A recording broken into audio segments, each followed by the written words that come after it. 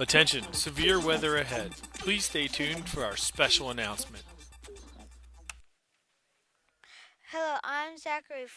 Thank you for tuning in for today's episode of Warning Severe Weather Ahead. Today I have invited a panel of experts to join me to discuss blizzards. Did you know a blizzard's high wind can be dangerous? Our first guest is Andrew, a meteorologist. Andrew, what characteristics define a blizzard? A blizzard can be snowfall that is accompanied by winds of 30 miles per hour.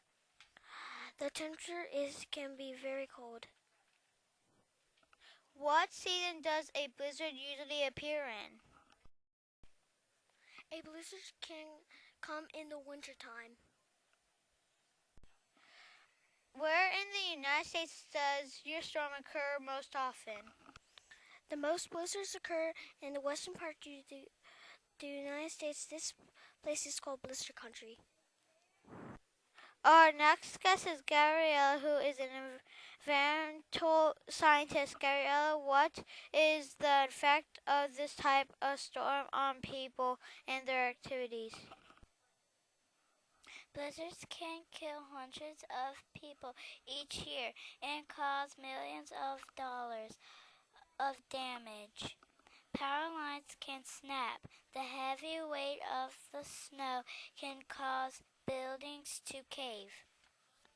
Our final guest is Emma, a representative from FEMA. What can people do to prepare for a blizzard?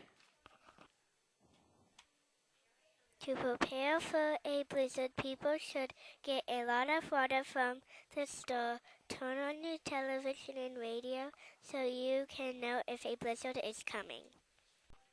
Is there a system for warning people about this severe weather?